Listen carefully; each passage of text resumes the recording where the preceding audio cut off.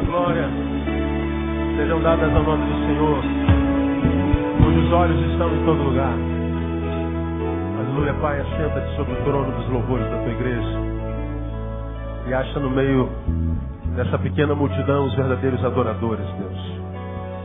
Aqueles que te amam, aqueles que não abrem mão de estar na tua presença, aqueles, ó Deus, cujas forças tu tens renovado a cada manhã, aqueles que, a despeito, ó Deus, das perturbações, a despeito das adversidades, das lutas que nós encontramos, não abrem mão de estar na tua presença, de adorar o teu nome, de passar algum tempo contigo, ó Deus, mesmo no meio dos vales, dos mares encapelados. Que essa noite seja uma noite na qual tu consoles corações, seja uma noite na qual tu renove as forças aos cansados, que tu cure os enfermos, que a tua alegria seja restaurada no coração de alguns, porque a alegria do Senhor é a nossa força.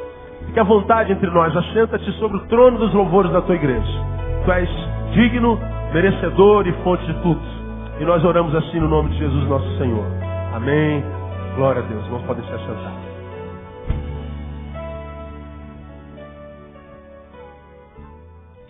Irmãos, nós temos feito uma série de sermões desde fevereiro.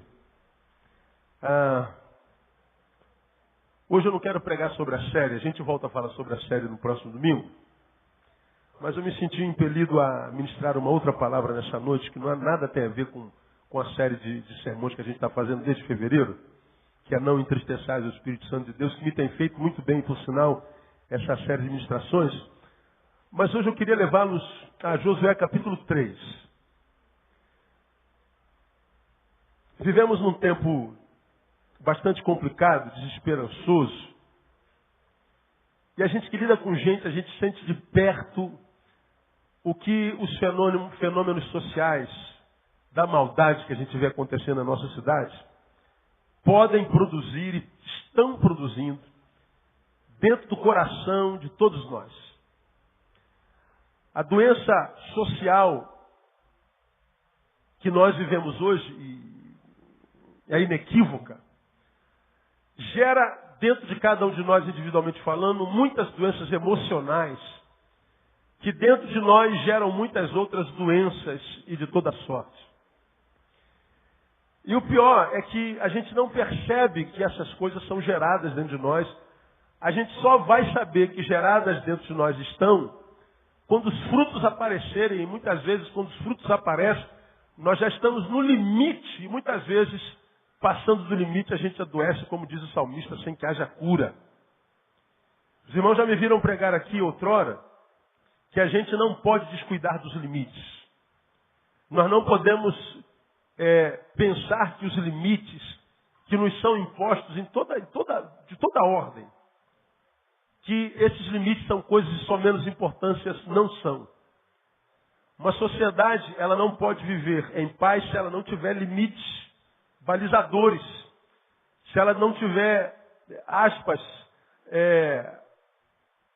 a impossibilidade, se tudo for possível, se tudo for permitido, se nós abrirmos mão da ética, da moral, se nós abrirmos mão do respeito, nós transformamos uma sociedade numa Babilônia, uma família numa coisa sem sentido e uma vida numa existência. Não é mais vida. Os limites, eles existem para que nós saibamos que precisamos viver uma vida equilibrada. Quando os limites são subjetivos, por exemplo, da nossa capacidade de realização, nossa capacidade de suportabilidade, nossa capacidade de resistência. Quando nós não respeitamos esses limites, ou seja, passamos dos limites, ou seja, o nosso limite está aqui, na minha mão. Vamos supor que o meu limite seja aqui, 1,85 m. Minha capacidade de realização, portanto, força física, tem um limite, está aqui. Minha capacidade de estudo intelectivo, de capacidade de registro intelectivo está aqui. Não posso passar disso. Minha capacidade de ajudar, de estender a mão, de compartilhar, está aqui. Esses limites subjetivos, quando não são respeitados, está aqui, nós os ultrapassamos quando os ultrapassamos, nós estamos entrando numa terra, num planeta, numa região da nossa existência na qual nós nunca estivemos. Eis os limites.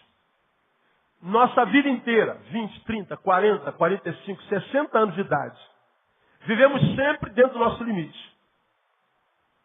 Quando, por razões de má administração pessoal, ou por razões sociais que vão nos transformando, como eu já tenho ministrado aqui, em depósito de entulhos emocionais não resolvidos, não tratados.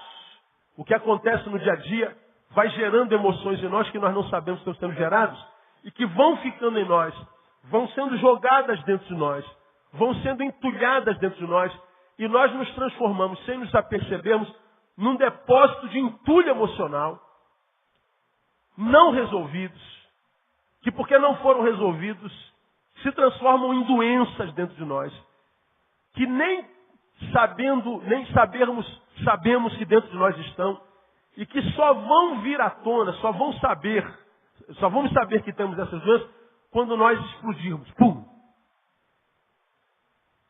Estourou. A coisa arrebentou. Meu Deus, tu viu o que aconteceu com fulano? Tu viu a loucura que ele cometeu, a barbaridade que ele cometeu? Meu Deus, o que deu nele? Ele também não sabe. Ele jamais poderia esperar que tivesse um rompante para aquele. Por exemplo, você acompanhou semana passada, deu hoje no jornal, o advogado dele deu entrevista, entrou com habeas corpus. Você acompanhou, eu acho que eu citei isso aqui domingo passado, não lembro se não foi aqui, foi em algum lugar, de um casamento, aliás, 2 casamentos que aconteceram num salão de festa, que tinha 2 ambientes. Não sei se você acompanhou. Terminou o horário do casamento, um dos noivos foi levar os pais no estacionamento, teve um problema lá com flanelinha, se eu não me engano. Começou a discussão. O noivo do outro casamento, que não tinha nada a ver com a coisa, foi lá discutir com outro noivo na discussão que não tinha nada a ver. Começou uma brigaiada danada.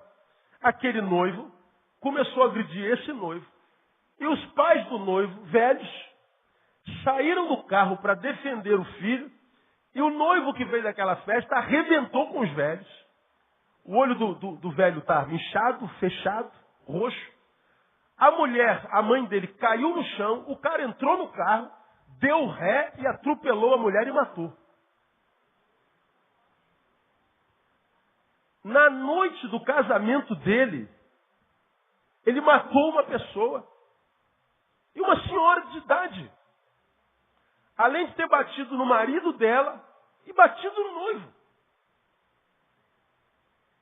No tempo dele estar na lua de mel, virando zoinho, como diria o outro, ele está na cadeia. Porque matou uma senhora.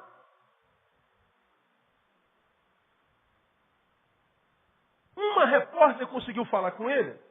Perguntou, cara, o que deu em você? Eu não faço a menor ideia.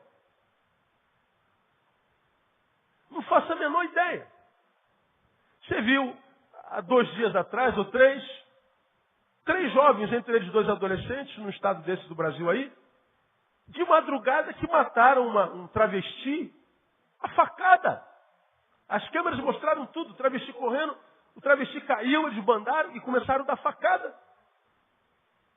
Largaram lá o corpo, entraram no carro e foram embora rindo.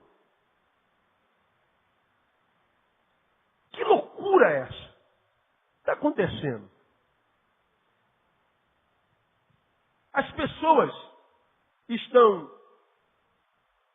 se transformando em depósitos, não sabem que se transformaram em depósitos de entulhos emocionais. E esses entulhos emocionais vão sendo jogados para dentro de nós. E porque nós não somos uma geração reflexiva, achamos que porque não estou sentindo mais nada no momento, eu não tenho mais nada no momento. As piores doenças que os seres vivos podem viver na vida são aquelas que não têm sintomas. Porque quando eu estou doente, vem uma dor, glória a Deus por essa dor. Ao invés da gente chorar, a gente tinha que dar glória, cantar um hino, fazer um culto de ação de graças. Porque quando a gente sente dor, é sinal de que alguma coisa não está bem. Então a dor é uma bênção, sinal amarelo. Para. Agora, e quando a coisa não está bem, não tem sinal amarelo, não tem dor? E quando a próstata está com câncer e não há sintoma? E não há dificuldade de urinar? Não urina pus, não acontece nada. E quando o pus vem, quando a dor vem, às vezes o câncer já está grande e já não tem mais jeito. Então as piores doenças não são as sintomáticas, são as assintomáticas. São aquelas doenças que estão em nós e que a gente sequer imagina que em nós estão. E quando a gente tem a certeza de que em nós estão, já é tarde. E muitas dessas doenças são oriundas das nossas emoções. São as que a gente chama de psicossomáticas. Psicossomática, psique, mais soma. Soma é corpo. Então são doenças psíquicas que se manifestam no corpo. São doenças emocionais que, não tratadas, vão reverberar em algum lugar e geralmente no corpo. Agora, as piores são aquelas que só aparecem quando já é tarde demais. Na minha concepção, irmãos, nós vivemos um tempo em que achar saudáveis é um mistério raro.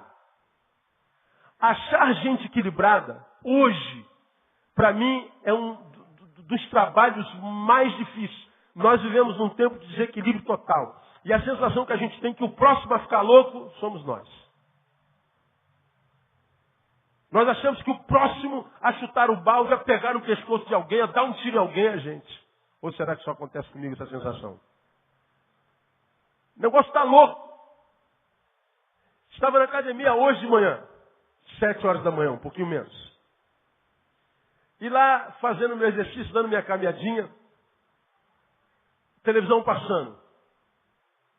Na televisão fala o advogado desse noivo que matou a mãe do outro noivo. E o advogado pede o habeas corpus. E o advogado diz assim: mas o meu cliente não é culpado. Se o noivo da outra festa não tivesse reagido, a mãe dele estaria viva. Como quem diz, culpado da morte da mãe foi o filho.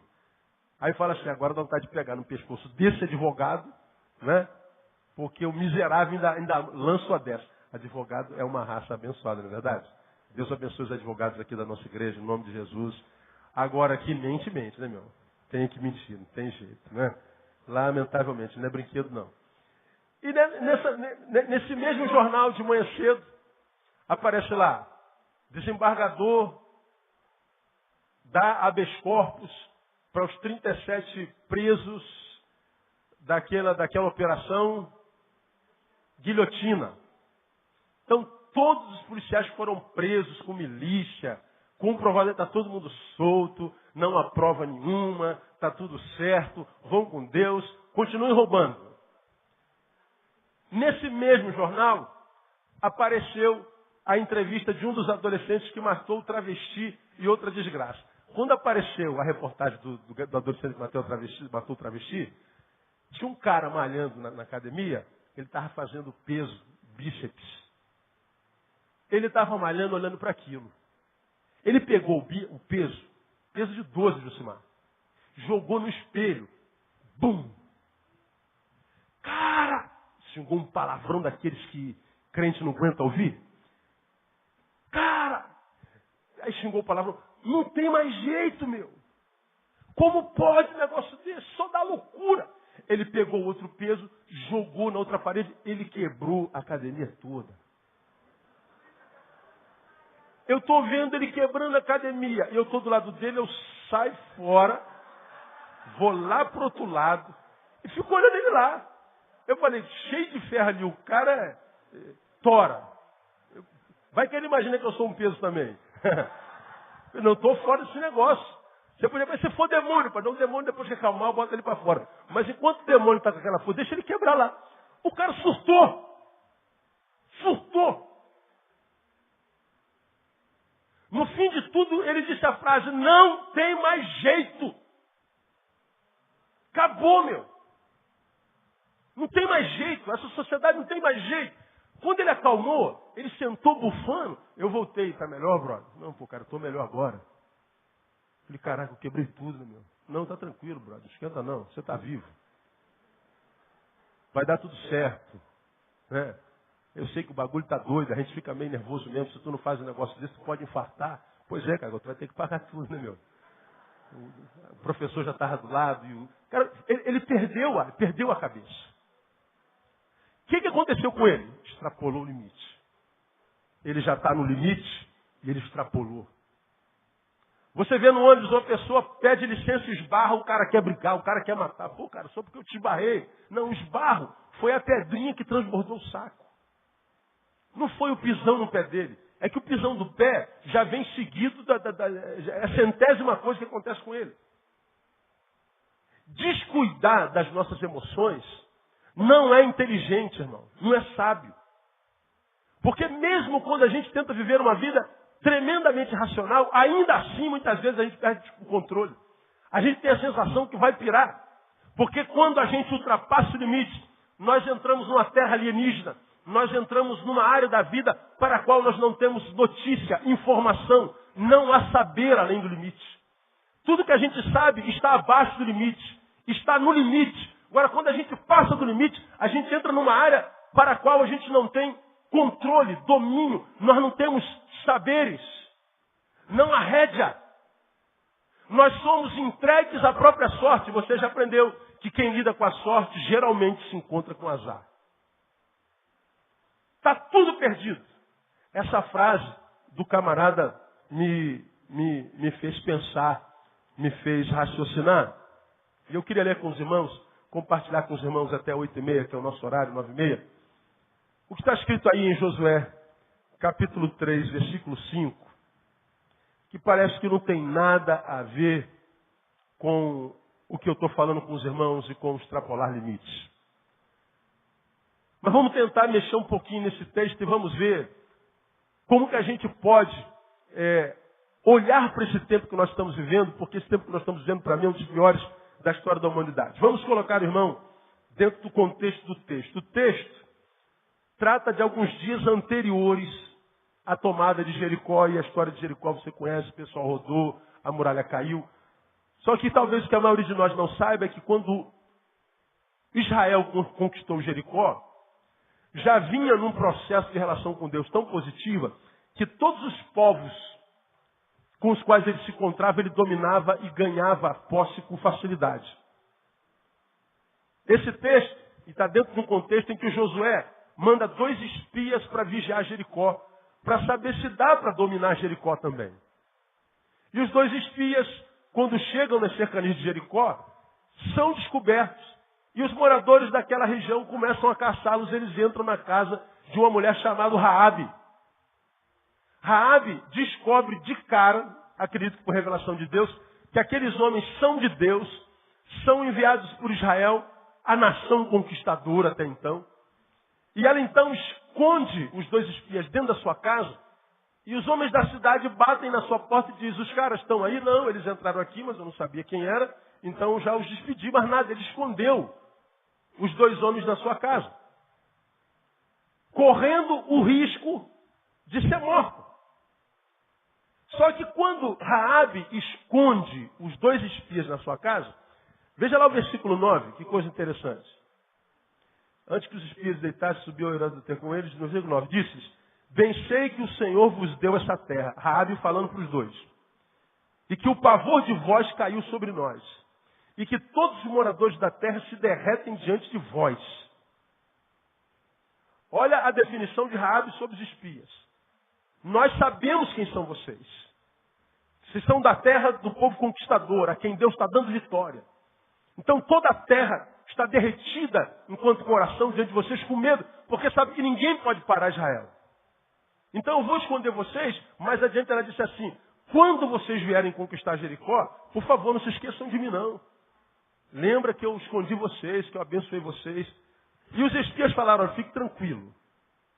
Quando nós viermos tomar posse dessa terra, seu nome será lembrado, e assim foi. Eles voltam para Josué, e Josué diz, então o Senhor nos entregou essa terra. e eles marcham em direção a Jericó. Só que entre o lugar onde eles estão e Jericó está o Rio Jordão. E o Rio Jordão tinha que ser atravessado. Como que o rio ia ser atravessado, diz o texto, se no tempo da cega o rio enchia? Diferente do que ela é hoje, é uma valinha, bem dizer. Bom, o mesmo Deus que abriu o Mar Vermelho, abriria o Jordão. Agora, antes do milagre acontecer, antes do empecilho sair da frente para o povo passar, antes deles rumarem para a posse da vitória, para a posse de Jericó, antes do acontecimento milagroso, antes do milagre acontecer, a adversidade tinha que ser tirada. E a adversidade se chamava Jordão. E a despeito deles virem num tempo de conquista grande, o maior da história de Israel, Josué dá uma palavra a Israel, e essa palavra que eu quero chamar a tua atenção está no versículo 5 do capítulo 3. Disse Josué também ao povo, leia comigo, santificai-vos. Por quê? Porque amanhã o Senhor fará maravilhas aonde? No meio de vós. Repita após mim, santificai-vos. Porque amanhã o Senhor fará maravilha no meio de vós. Essa palavra, irmãos, me abençoou muito. Me lembro de ter pregado esse texto há uns 15 anos atrás. Essa palavra de Josué ao povo embarca algumas verdades muito interessantes que eu queria compartilhar com os irmãos. Eles vinham de um passado de vitória, diferente de outro período histórico da vida deles. Quando a gente vê em vitória, a sensação que nós temos é que nós vamos andar em vitória a vida inteira. Tanto é que quando a derrota chega, a gente fica tomado pela perplexidade. O oposto também é verdadeiro. Quando a gente vem de derrota, a gente acredita que vai ser derrotado pro resto da vida. E às vezes a vitória vem, a gente fica perplexo. Ih, deu certo. O passado influencia a forma como eu olho para o futuro. Se eu venho de aprovações, nas provações, se eu venho de sucessivas vitórias, bom, o futuro não é problema para mim, porque eu sei que o hoje de vitória, na perspectiva de ontem, era futuro. Então, se eu olho para amanhã, quando o amanhã for hoje, vai ser igual hoje. É vitória. Então, eu entro no futuro, eu entro no havir, no devir, com a marca do meu passado. Passado de vitória, com certeza. Futuro de vitória. Pelo menos é a verdade que é implicitada dentro da gente. Mesma coisa acontece. Eu venho de reprovações, derrotas, perdas. O hoje fica pesado. De tão pesado que eu não consigo mais sonhar com o futuro. Nem penso mais futuro, eu vou empurrando com a barriga. Por que a desesperança estourou? Porque a gente vem de sucessivas derrotas, então a gente acredita que esse negócio é o que Deus tem preparado para a gente. Derrota. O meu passado influencia a forma como eu vejo o meu futuro. Agora, olha que coisa interessante. Eles vinham de um passado de vitória e olhavam para o futuro na certeza, é a palavra de Josué, quando você chegar em casa, ali capítulo 3 ou 2, Josué diz assim, certamente o Senhor nos entregou essa terra. Legal. Se ele tem certeza que o Senhor entregou essa terra, era só chegar lá, tomar posse e pronto. Nós temos derrotado todo mundo, o coração deles estão derretidos, amedrontados diante de nós, então vamos tomar posse. Mas Josué não faz assim. Josué pega o passado, usa como referência para o futuro, olha com otimismo, sabe que o Senhor entregou aquilo lá, o futuro é deles, mas mesmo e a despeito disso, ele não abre mão do bom senso e diz, meu povo, tem uma palavra de Deus para vocês. Qual é, Josué? Mas não fala muito não, porque a gente tem que... Não, fique tranquilo, escutem. Santificai-vos. Porque amanhã o Senhor fará o quê, meu irmão? Maravilha de Deus. 3 coisas nós temos aqui. 3. Primeiro, maravilhas acontecem. É o que ele está dizendo aqui. Diga assim para o meu que está do seu lado, olha, milagres acontecem, irmãos. Quem ainda crê nisso? Diga, eu creio, pastor. Pois é. Agora pensem comigo. Olhando o que a gente vê, ou olhando o que a gente olha ao nosso redor, vendo essa loucura loucura que a gente está vivendo enquanto sociedade. Vendo a impunidade que a gente vê enquanto autoridade. Vendo gente surtando o tempo inteiro. A palavra do cara na academia que surtou. Não tem mais jeito. Tem sentido ou não tem? Tem. Quantas vezes eu olho para si e falo, para, não tem mais jeito não, cara. Não tem jeito. O negócio está quebrado mesmo, está perdido. Salve-se quem puder. E cuidado, bota um escudo nas costas, bota uma armadura na frente, bota um capacete de bronze. E, meu irmão, vai tentando se virar, sobreviver, porque está perdido, não tem mais jeito. Mas esse texto, irmão, me deu uma esperança muito grande. Esse texto é palavra de Deus para o nosso coração. Ele está dizendo aí, quando uma pessoa, à luz do meu amigo, do meu companheiro lá da academia, diz assim, não tem mais jeito, essa visão é a visão de alguém que só tem olhos naturais. É uma visão de alguém que é tão somente um corpo. Não é alguém que tem visão além do alcance, não é alguém que tem visão de Deus, não é alguém que tem visão de águia. Alguém que olha para a realidade social humana, diz assim, seres humanos não tem mais como mudar isso, mas você não. Você é parte de um povo que eu escolhi chamar de meu, como eu disse no início desse culto. Você é parte de um povo a quem eu dei olhos de águia, a quem eu dei a capacidade de ver além daquilo que os olhos biológicos veem. Alguém que é possível de crer que ainda que a coisa pareça impossível, ainda assim sabe que está diante de um Deus para o qual não há nada o quê? Impossível. Então, acredite, ainda há jeito, ainda há esperança, as coisas podem mudar. E se a gente desacreditar disso como povo de Deus, não há mais o que fazer, irmão. A calamidade social é uma calamidade que é social porque é uma calamidade familiar. Aconteceu dentro da minha, dentro da sua casa, dentro da casa da sociedade. A calamidade familiar, que gera a calamidade social, é uma calamidade familiar porque aconteceu com o indivíduo que é o ente familiar. O indivíduo em crise gera crise na sua família, que em crise familiar gera crise na sociedade. Célula máter da sociedade, lembra na escola?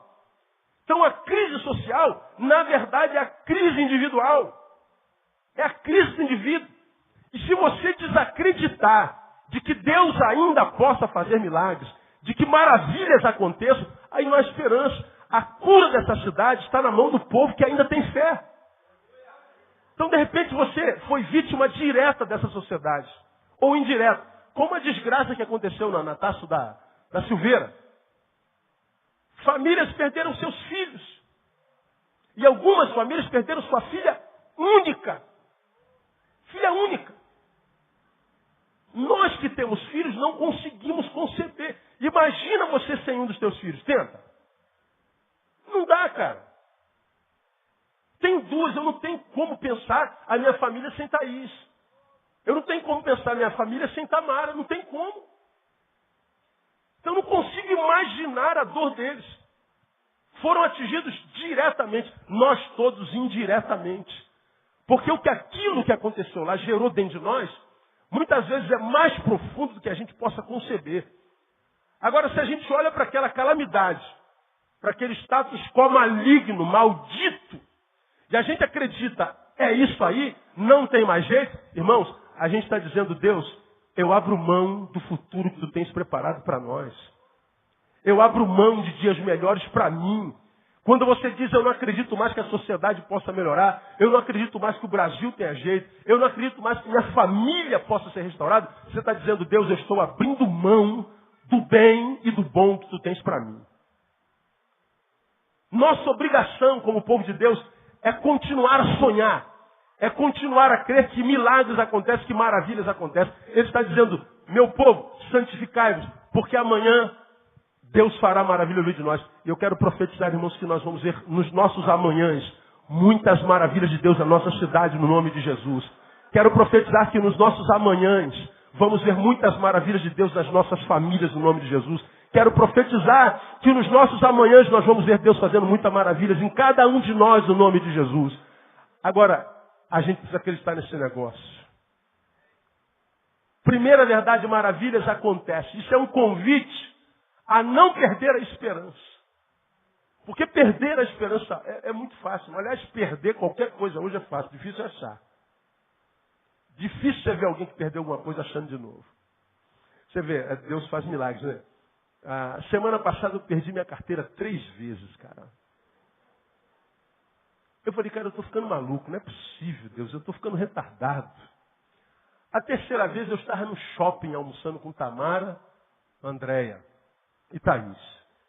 Eu fui no centro médico do Barra Shopping, numa consulta, e ela estava no atendimento, depois do atendimento ela foi lá para a gente almoçar, e eu falei, meu amor, minha consulta acabou. Essa foi a terceira vez do dia. Aí eu sentei no meio do salão, fiquei lendo o livro, com o qual eu ando, da minha bolsa. Falei, enquanto eu espero, eu leio. E botei a carteira embaixo da perna, e idiotice minha, né? E a cabeça que eu tenho esquecida. Quando ela ligou, passou o rádio e falou assim, amor, cheguei, estou aqui na praça de alimentação em tal lugar. Aí eu falei, amor, estou indo para aí, fui embora. Aí fomos, botamos o nosso prato, tal, à la carte não, é self-service, aquilo. Aí quando eu vou pagar a menina, mexo na carteira, chega a dar um gelo. Falei, meu Deus, não é possível que eu perdi minha carteira de novo. Não, vai estar no outro bolso. Olha para o outro bolso, não está. Olha na minha bolsa, não está. E eu não tinha dinheiro para pagar a caixa. Eu falei, cara, perdi minha carteira. Aí a menina falou assim, está querendo me dar a volta, né, moço? Eu falei, pô, como é que eu vou lhe dar a volta, minha filha? Como que eu vou lhe dar a volta? Deixa a comida aí, não como. Mas a Andréia estava lá e viu que eu estava meio atolado no caixa. Ela já tinha pego o prato dela. Eu falei, meu amor, paga aqui que eu perdi minha carteira. Ela falou assim, de novo? De novo? Eu largo o prato, largo tudo, saio correndo lá para o shopping. Eu falei, duvido que eu ache minha carteira e se achasse que tem alguma coisa. Nessa hora você não pensa nem mais em dinheiro, é documento. Aí eu chego, tem uma senhora sentada na cadeira onde eu estava sentado. Eu falei, minha senhora, a senhora está aqui há muito tempo? Ela falou assim, está procurando uma carteira? Eu falei, ai Jesus, glória a Deus. Eu falei, a senhora achou? Achei, meu filho, está ali no café. Aí eu fui lá no café, minha carteira estava lá. Falei, Deus, achei minha carteira 3 vezes, tinha perdido outras 2 vezes num ônibus. Fui levar a moto para consertar, aí voltei para casa de ônibus, desci e ficou no ônibus. Só que quando eu entrei no ônibus, teve uma pessoa que se assustou quando viu o pastor Neil no ônibus. Pastor Neil é gente. Quando eu desci, ele sentou no lugar onde eu estava sentado. E ele sentou em cima da minha carteira. Falei, oh Deus, glória, bota esse povo para andar de ônibus o resto da vida deles. Porque quando eu andar de ônibus, eles acham minha carteira. Aí ele pegou, ligou para mim e peguei a carteira. E de manhã eu deixei a minha carteira na padaria onde eu tomo café. Perdi 3 vezes no mesmo dia. Agora, quantas vezes na sua vida você ouviu falar que alguém perdeu uma coisa 3 vezes e achou as 3 vezes? Isso é fato fenomenológico. Hoje a gente perde e não acha mais nada. Não acha mais nada. A gente perde a alegria, dificilmente acha. A gente perde a fé, quase nunca acha. A gente perde o sabor pelas coisas de Deus, dificilmente recupera. A gente perde fé nos homens e não há como recobrá-las. A gente perde a alegria de viver e não vive mais. Agora, se na perda, que é uma marca do tempo que se chama hoje, é a frase que está na boca dos ladrões, perdeu. Quando a gente ouve essa desgraça, essa palavra, a gente já sabe que perdeu mesmo. Fica quieto, cala a boca e entrega. A palavra perda é a marca que representa essa geração. Agora, se eu perco a capacidade de acreditar que maravilhas acontecem, irmão, não adianta mais orar, não adianta mais eu viver, sua vida não encontra mais sentido. E por que eu posso acreditar que maravilhas acontecem? Por uma simples razão. Os homens estão mudados, a sociedade está mudada, eu estou mudado. A minha capacidade de olhar para Deus mudou. A minha capacidade de crer nas pessoas mudou. Mudou tudo, mas tem uma realidade positiva nisso. Deus não muda jamais. Então os milagres podem continuar acontecendo. Quantas vezes eu olho e falo, meu Deus, não tem mais jeito. Não tem nem, porque você mudou. A tua fé não é mais a mesma. Você acha que não vai restaurar, reconstruir, refazer, renovar? Não é porque eu não tenha mais poder para isso, é você que não tem fé para isso mais. Agora, qual é o problema nosso, irmãos? Porque a gente muda. Por causa dos dias maus que a gente vive, a gente transfere essa mutabilidade para nós, para Deus. Mas a Bíblia diz que Ele é o mesmo ontem, é o mesmo hoje e o será eternamente. O mesmo Deus que fez maravilha lá, abrindo o Jordão, pode abrir os teus caminhos, os meus caminhos, pode reabrir a cidade do Rio de Janeiro para o mundo, para Deus, para a vida melhor. E eu quero profetizar, eu não vou desistir, irmão. Vou continuar crendo que se minhas filhas não viverem numas ruas de paz no Rio de Janeiro, meus netos vão viver. Se meus netos não viverem, meus bisnetos vão viver. Se meus bisnetos não viverem, alguém vai viver no nome de Jesus. Eu não posso deixar de crer. Você não pode perder a esperança. Você está ouvindo essa palavra, amém ou não, amado? Diga assim para o teu irmão, não perca a esperança, irmão. Escuta, não permita que a mudança dos homens te convença de que Deus é como eles. Gostei disso que Deus colocou no meu coração. Neil, não permita que a mudança dos homens te convença de que Deus é como eles, ou seja, de que Deus muda. Há uma palavra que Deus colocou na boca de Paulo a Timóteo que diz assim, ó, ainda que nós sejamos infiéis. O que diz lá no texto? Deus permanece fiel, porque não pode negar-se a si mesmo. Ainda que eu me deforme, fui fiel até um ponto.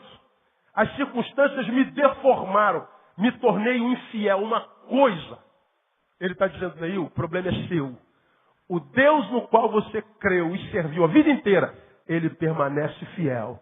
As promessas deles continuam de pé. Os sonhos dele sobre a tua vida continuam de pé. E quando você voltar a ser quem você era nele, tudo volta ao normal no nome de Jesus. Não perca a esperança, meu irmão. O melhor de Deus está por vir na nossa vida no nome de Jesus. Quantas vezes nós somos tentados a chutar o balde, chutar o próximo, chutar tudo. Até Deus, de vez em quando, a gente quer pegar, não é verdade? A gente olha para Deus e fala assim, onde é que tu estavas? Você não usa relógio, não? O senhor não está percebendo que o senhor está atrasado, não? E a gente entra em litígio com Deus. Hoje eu ouvi mais uma vez e quero relembrar os irmãos. A gente cresce e aprende por repetição. Sentado com alguém atendendo, falta de horário, eu almocei com ele. Ele falou assim, não, pastor, eu já tratei com Deus, já fiz um negócio com Deus, fiz aliança com Deus. Já resolvemos o caso. Se não acontecer até o final do ano, eu vou acreditar que não é vontade de Deus para a minha vida. Ah, isso que vocês decidiram? É. E assinaram o contrato? Que contrato, pastor? Não, você está falando que se não acontecer até o final do ano, você vai entender que não foi vontade de Deus. Onde é que Deus assinou para dizer, então está de acordo, está certo? Não, Deus não assinou. Então o contrato é de você consigo mesmo. Porque, irmão, quando eu falo assim, Deus, se não acontecer até o final de abril, eu vou entender que não é da tua vontade. Ou seja, o que a gente está falando? Deus, faça até o final de abril. Porque de abril para lá, eu não tento mais. Você está botando uma faca no pescoço de Deus, achando que Deus sangra. Você pode botar a faca, a guilhotina, a 9 milímetros, vai botar o canhão na cabeça de Deus, que Deus não se move desse jeito, irmão. Não é assim que Deus se mexe. Quando eu estipulo um prazo, eu só estou dizendo, Deus, minha capacidade de esperar está acabando. Minha capacidade de continuar crendo está chegando ao fim. Só que a gente espiritualiza a coisa, a gente gospeliza a coisa. Fiz um trato com Deus, pastor. Se não acontecer até o final de fevereiro do ano que vem, não é da vontade. Mas da onde tu tirou isso? Quem estipulou o prazo? Final do ano e não outubro. Quem disse até o final de abril, por que não final de maio ou na metade segunda de maio? O que a gente está dizendo é, eu estou perdendo a esperança. Estou esperando há tanto tempo e não acontece. Tenho esperado a vontade de Deus e não acontece. Mas Deus está dizendo assim, olha, quem fez esse trato foi você, eu não. Porque aqui tem uma outra verdade. Primeiro, que maravilhas acontecem.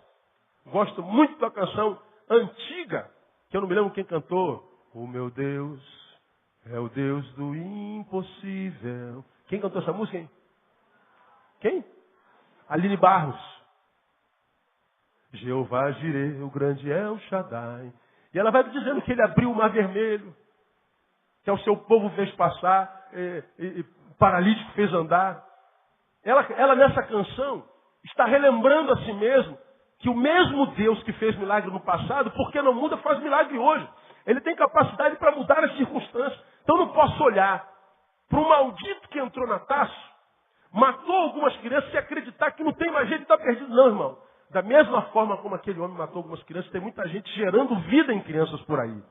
Muita gente salvando crianças, abençoando crianças. Há crianças morrendo, mas há crianças nascendo. E a gente não pode olhar só para o cemitério, como eu já preguei, tem que olhar para o berçário. Porque a vida continua, a vida segue. Então, não coloca um ponto final na tua vida, na tua esperança, por causa dessa dor que a vida, a circunstância, alguém implementou em você. Você está sentindo dor e você colocou um ponto final aí, achando que é isso que Deus tem para você. Já preguei aqui há bem pouco tempo atrás. Não coloque um ponto final aonde Deus pôs uma vírgula. A dor que você está sentindo não é ponto final. A última palavra sobre a tua vida, você já aprendeu, vem da boca de Deus sobre a tua vida. Então não perca a esperança. Me ajuda mais uma vez, diga para o outro lado assim, ó, irmão, não perca a esperança. Não perca a esperança. Continua crendo. Aleluia. Então milagres acontecem, maravilhas acontecem. Mas, segundo, há um pressuposto. Está escrito, santificação. Santificai-vos, porque amanhã o Senhor fará maravilhas. Ele está dizendo, o Senhor fará maravilhas amanhã. Mas vocês têm que santificar primeiro. A santificação, depois o milagre.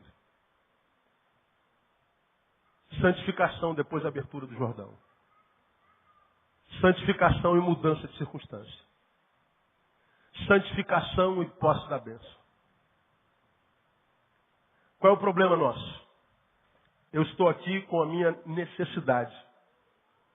Lá em cima daquela mesinha está a resolução do meu problema. Me falta o que há lá. De modo que tomar posse daquilo não completa minha vida. Aí a gente diz assim, então vai lá e toma posse, Neil. Pois é, não é assim. Entre eu, ou entre o meu problema e a resolução do mesmo, existe uma ponte, existe um caminho a ser seguido, o caminho da santificação. Agora aqui, porque a gente não tem tanto tempo, eu estou querendo dizer a vocês, se no primeiro tópico, maravilhas acontecem, eu estou fazendo um convite a não perder a esperança aqui, eu estou fazendo uma exortação a não nos iludirmos com a metodologia de Deus. Problema, resolução. Então resolve logo. Não. A metodologia de Deus é diferente. Deus não trabalha só.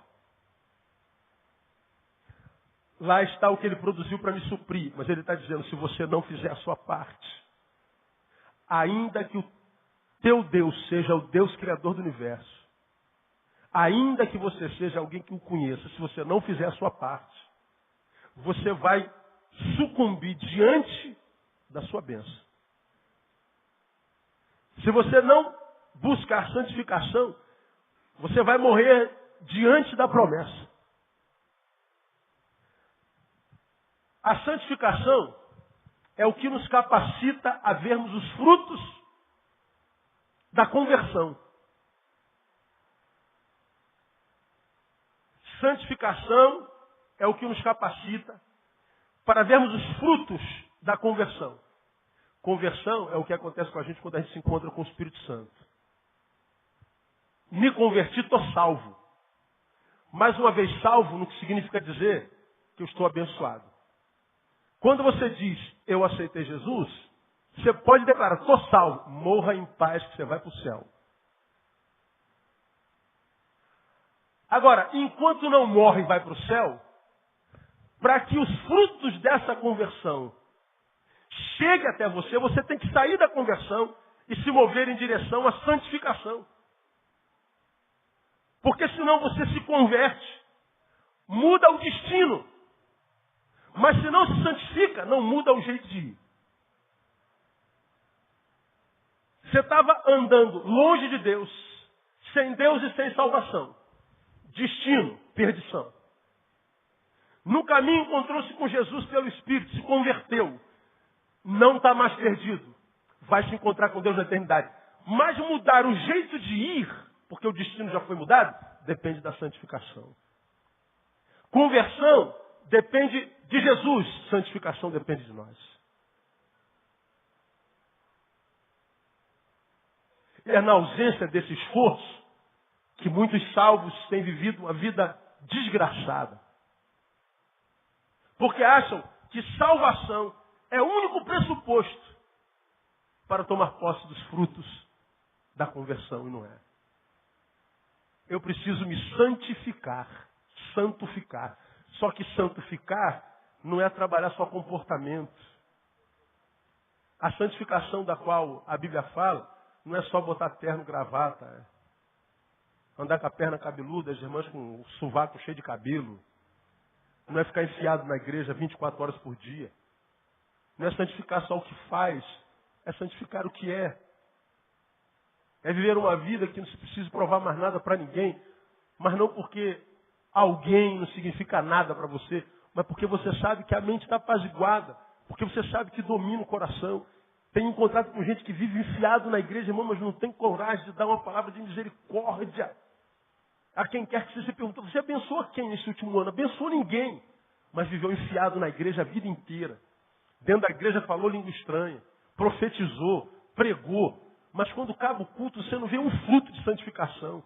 Você não vê um fruto de humanização através da santificação. Você não vê nada.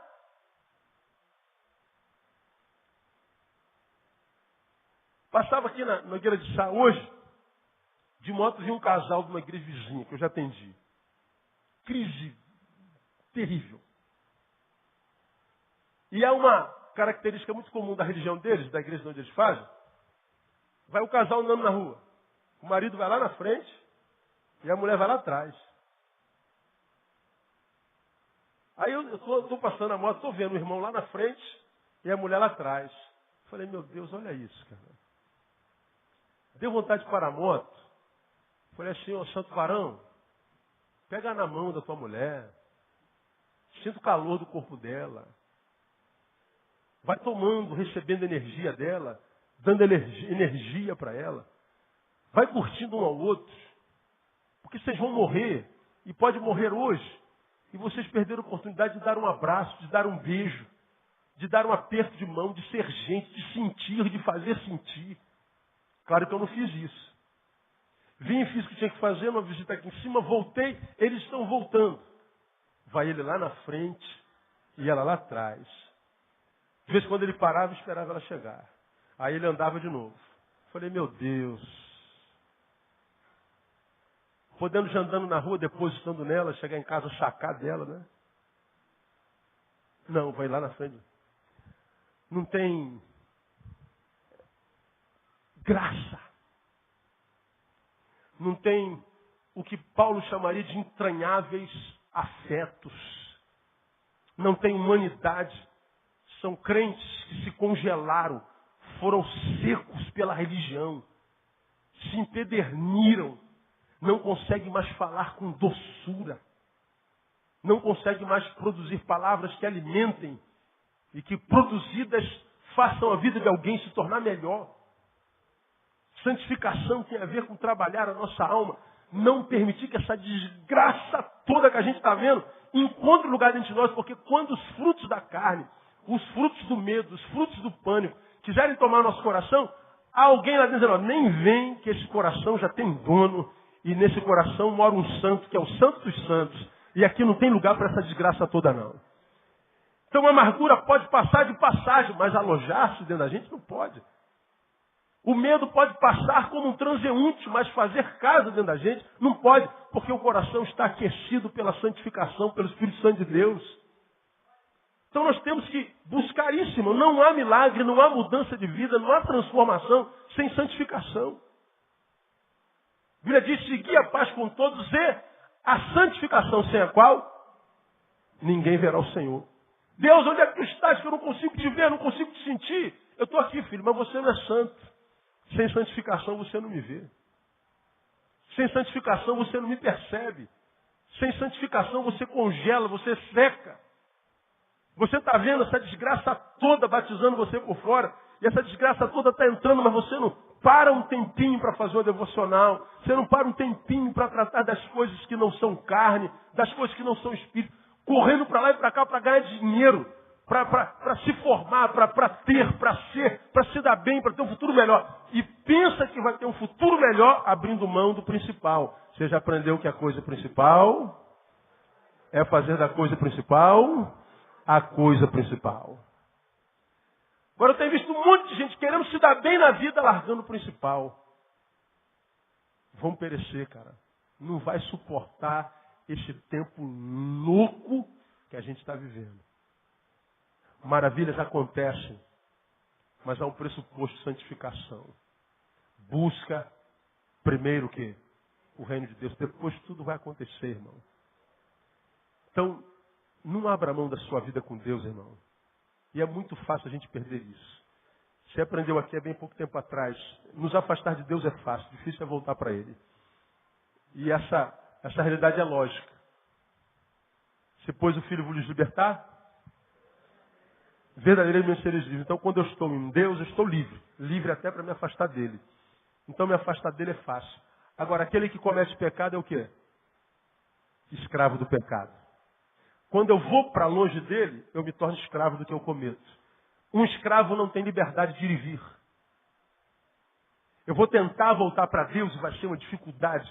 Vou tentar voltar para o meu quarto, vai ser uma dificuldade. Vou tentar voltar para a comunhão, vai ser uma dificuldade, porque eu sou escravo. Eu tenho uma algema, eu tenho um grilhão no pé que me impede de voltar para Deus. Agora, quando eu estou em Deus, não há grilhão nenhum. Eu posso ir à vontade. Então, me esquecer de Deus, me afastar de Deus é fácil. Difícil é voltar para Ele. Então eu não posso abrir mão da coisa principal. Milagres acontecem. Existe um pressuposto básico, a santificação. Termino. Acontece no crono de Deus. Santificai-vos. Por quê? Amanhã. Pelo enredo do passado, pelo histórico do passado, eles poderiam correr e tomar posse agora. Não. Agora é o que nós queremos. Mas o que Deus quer é amanhã. Paciência. Isso aqui é um convite a não se entregar à ansiedade. Maldita ansiedade, né? Miserável ansiedade. O ansioso, você sabe por que você é ansioso? Tem impresso na vida a sensação de que está tudo sempre atrasado. Já devia ter acontecido, não acontece nunca, Deus do céu, vai acontecer. Está sempre atrasado. Mas não é que está atrasado, é você que está adiantado demais. É você que perdeu a capacidade de esperar em paz. E eu tenho ministrado aos irmãos ao longo desses anos que um dos maiores desafios do homem desse tempo, que para mim é o do fim,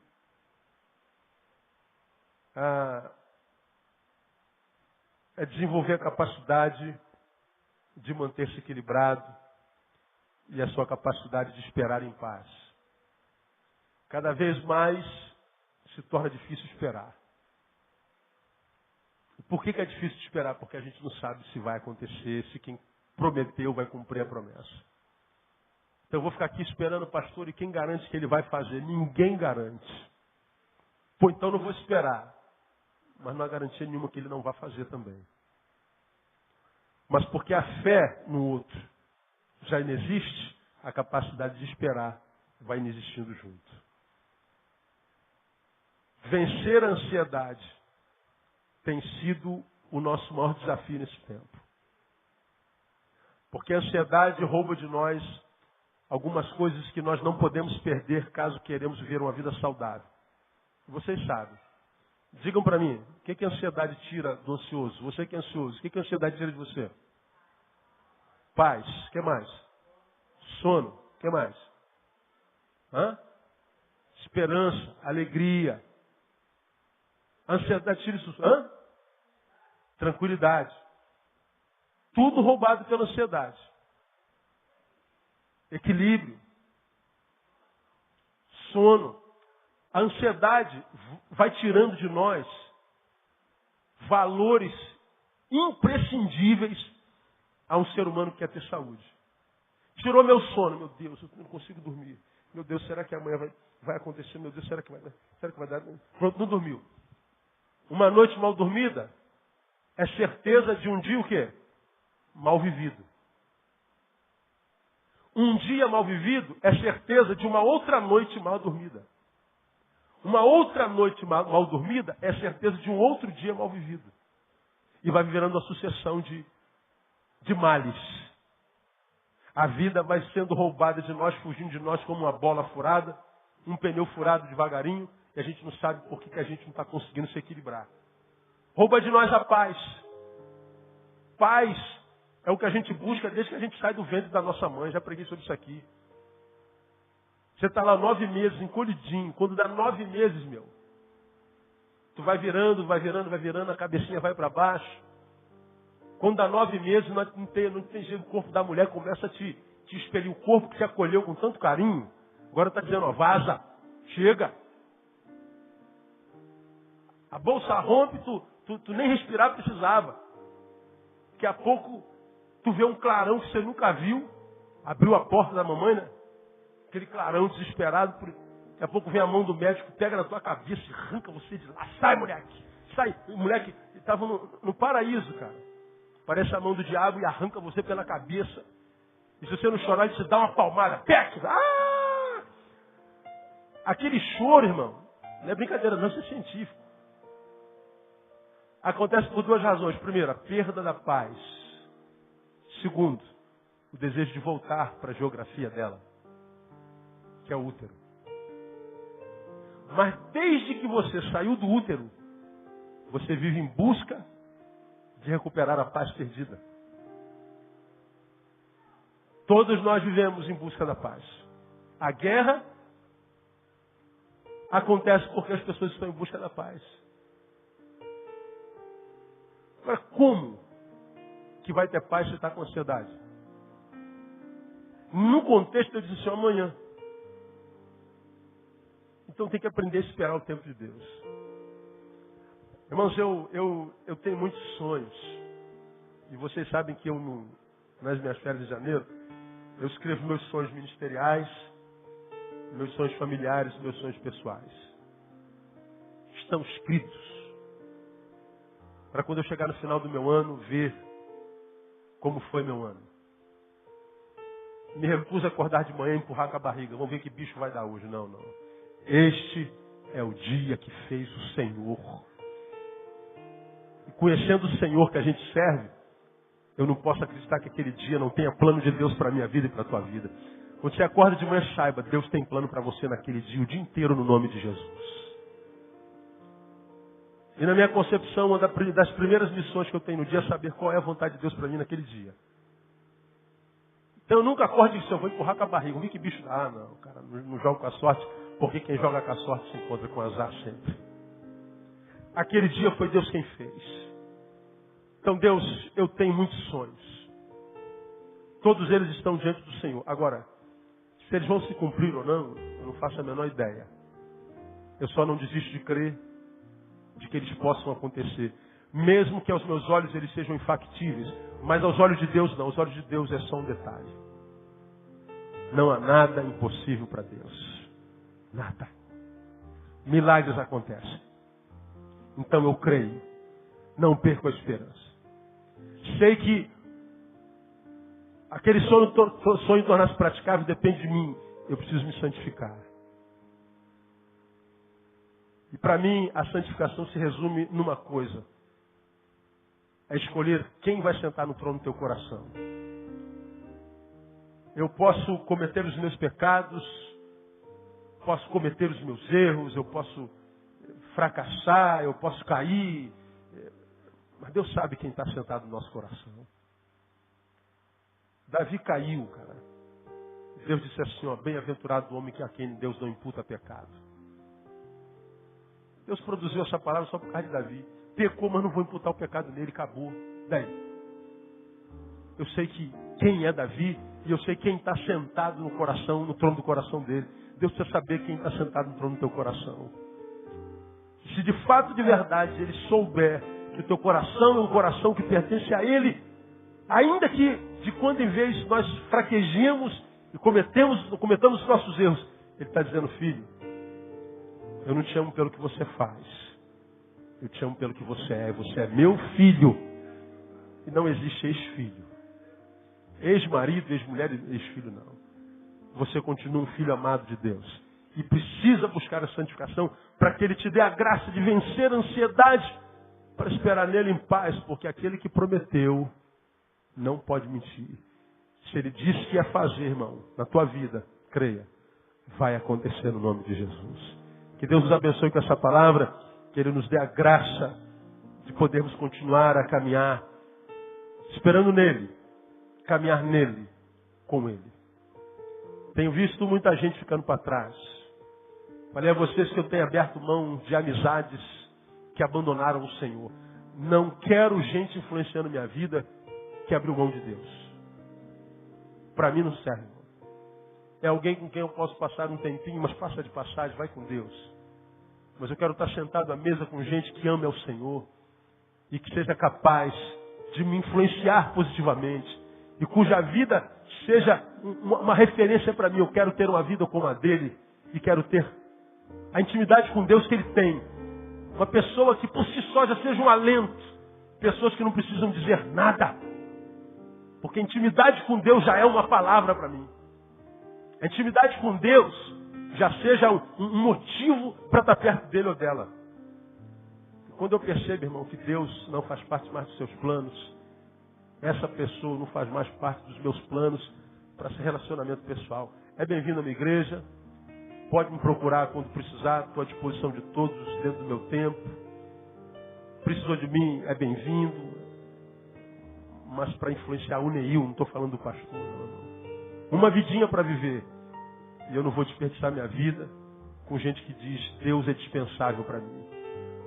Porque esse foi alguém que adoeceu. Milagres acontecem. Há um pressuposto de santificação. E acontece no tempo de Deus. Que as maravilhas aconteçam na sua vida. No nome de Jesus. Vamos aplaudir o Senhor.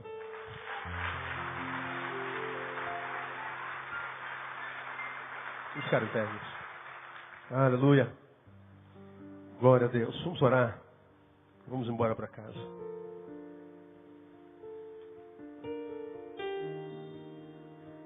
Deus, louvado seja o teu nome por tua palavra, por tua presença no nosso meio.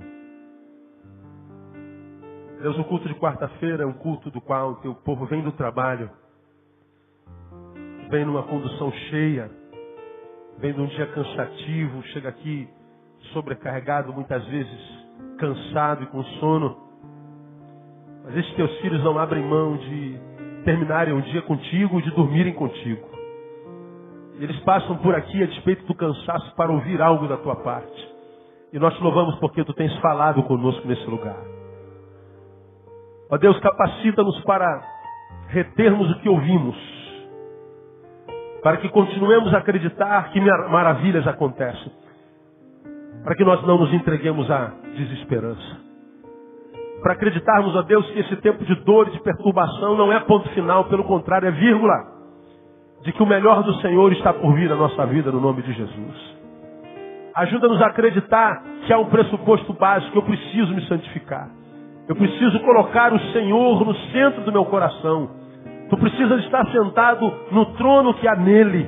Tu precisas ser a nossa maior ambição, o nosso sonho, o nosso projeto. Precisamos mostrar para ti, na prática, que tudo mais é secundário na nossa vida em detrimento do Senhor. Para que essas maravilhas aconteçam na nossa vida. E ajuda-nos, sobretudo, ó Deus, a esperar em paz no Senhor. Ajuda-nos a vencer a ansiedade, porque a ansiedade é pecado. Ajuda-nos a vencer esse sentimento ladrão, esse sentimento roubador, esse sentimento maldito que nos tira a paz, o sono, a tranquilidade. Porque nós temos aprendido na tua palavra que tu abençoas os teus amados enquanto dormem. E a ansiedade não nos deixa dormir sequer, Deus. Guarda-nos dela. E ajuda-nos a viver uma vida de qualidade na tua presença. É o que nós pedimos. É o que nós profetizamos que assim será. Na autoridade do nome santo e poderoso de Jesus, o nosso Senhor que reina. Amém. E glória a Deus. Vão em paz. Deus abençoe você. Até domingo, se Deus quiser. Não saia sem dar um abraço no teu irmão.